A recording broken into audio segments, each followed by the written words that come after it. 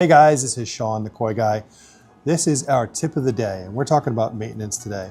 One of the most important things that I want to tell everyone is a pond is not a set it and forget it scenario. It's really important that you understand that you need to take care of the ponds.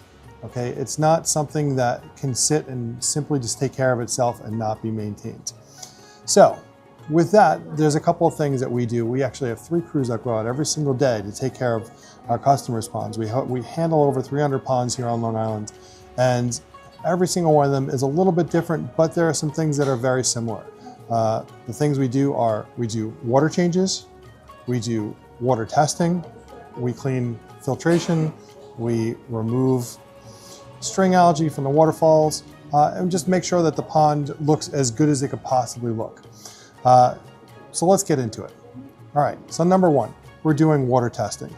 Now, it's great to go and start doing a water change, but you really want to know what you're doing as far as what things you need to add to the pond as far as water treatments are concerned. So before we actually do our water change, we're going to test the water parameters first. And we test ammonia, nitrite, pH, and KH. Those are the 4 most important parameters.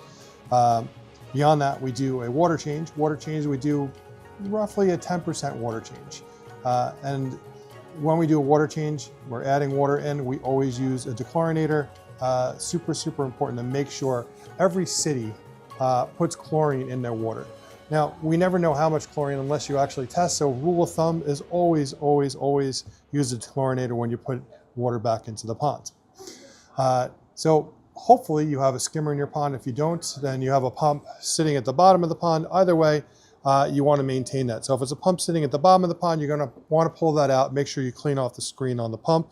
If you have a skimmer, you're going to want to make sure you clean out the skimmer basket, as well as cleaning the filter pad. If you have a filter pad in there, clean that filter pad thoroughly. That's just your mechanical filtration, is your skimmer. Then you have your biological filtration. Your biological is either going to be a separate filtration system.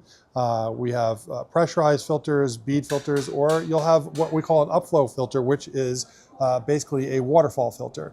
Water comes from your skimmer or from the pump, goes right into a box underneath, fills that box up and goes through the filter pads, and then it falls over and the water falling back into the ponds.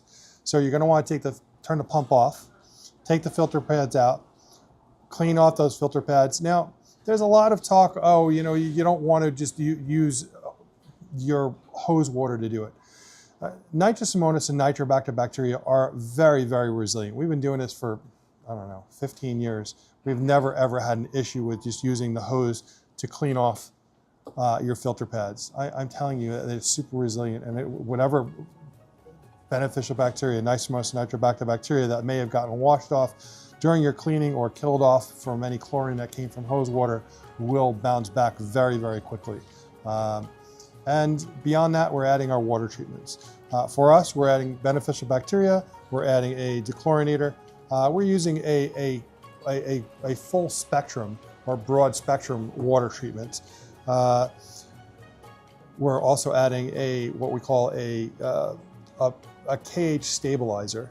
And what that KH stabilizer will do will actually raise and buffer your pH, so it'll keep your pH at level, and it'll raise your KH. If your alkalinity is low, your beneficial bacteria will not perform and do what's needed. When I say not perform, your nitrous ammonius and nitrobacteria, which remove the ammonia and nitrite, will perform lethargically if your alkalinity is low. And if they're performing lethargically, you're going to end up having ammonia spikes, nitrite spikes. So super important to use that KH stabilizer in your pond. Beyond that, that's really the tip of the day. I hope this was a little bit educating for you. It was a little bit educating for me too. So have a great day, guys, and we'll